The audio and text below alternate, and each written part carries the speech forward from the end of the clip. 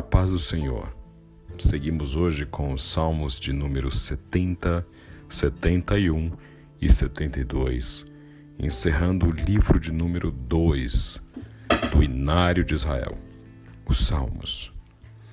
O salmo de número 70, onde o salmista escreve pedindo a Deus que se lembre dele, sendo o rei Davi o seu compositor. Tem um pedido de livramento, um pedido para que o Senhor envergonhe os que o querem lhe matar, e que ao mesmo tempo possam se alegrar no Senhor aqueles que o buscam. E Davi então reconhece, sim, o rei Davi, o grandioso rei Davi: sou pobre e aflito, vem depressa me socorrer, ó Deus. Reconhecimento este que deve estar no coração de cada um que se aproxima dele. Este salmo curto é seguido pelo Salmo 71, sem indicação de autoria, mas que traz uma grande reflexão, iniciando-se com o pedido de que em ti, Senhor, me refugio. Não permitas que eu seja envergonhado.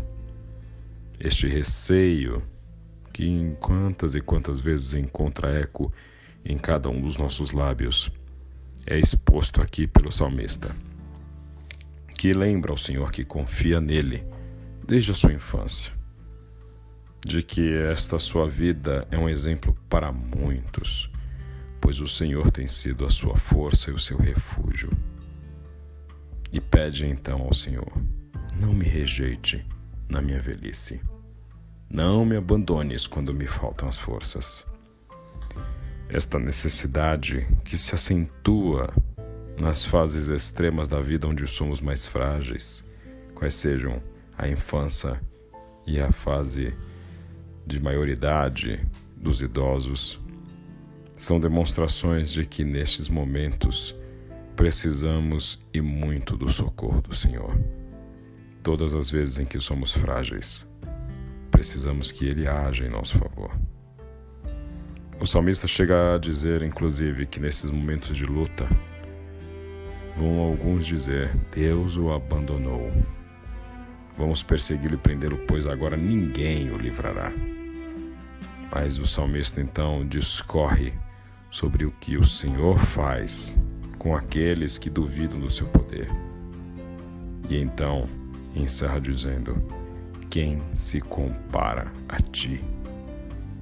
E de fato, quem se compara a ti?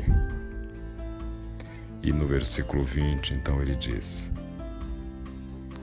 tu, Senhor, permitiste que eu passasse por muito sofrimento, mas ainda restaurarás minha vida e me farás subir das profundezas da terra, reconhecendo que este Deus é soberano, inclusive no sofrimento. Mas apesar desta dor, ele encerra dizendo: anunciarei o dia todo teus feitos de justiça, pois não eu, mas foram envergonhados e humilhados todos os que tentaram me prejudicar. Vimos então o Salmo 72, escrito por Salomão, filho de Davi, o rei que reflete o seu pedido famoso por sabedoria a Deus, dizendo em sua oração, em seu salmo em que canta este pedido: dá ao rei a tua justiça, ó Deus, e concede retidão ao filho do rei. Ajuda-o a julgar teu povo corretamente, que os pobres sejam tratados com imparcialidade. E então Salomão discorre sobre esta necessidade de socorro ao pobre, pedindo ao Senhor que ajude o rei a defender os pobres dentre o povo, a salvar os filhos dos necessitados e esmagar os opressores.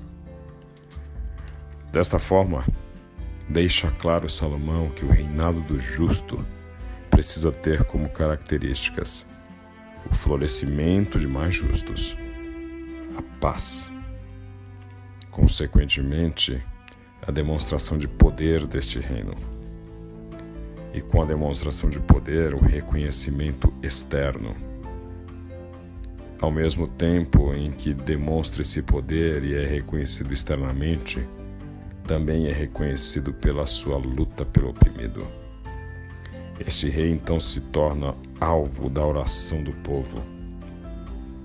Este povo pede ao Senhor que tenha misericórdia do rei, pois em seu reinado o povo prospera, o reino prospera, não abençoando somente o reinado do rei, mas a outras nações. Este é o Rei justo, que recebe o favor e a graça de Deus.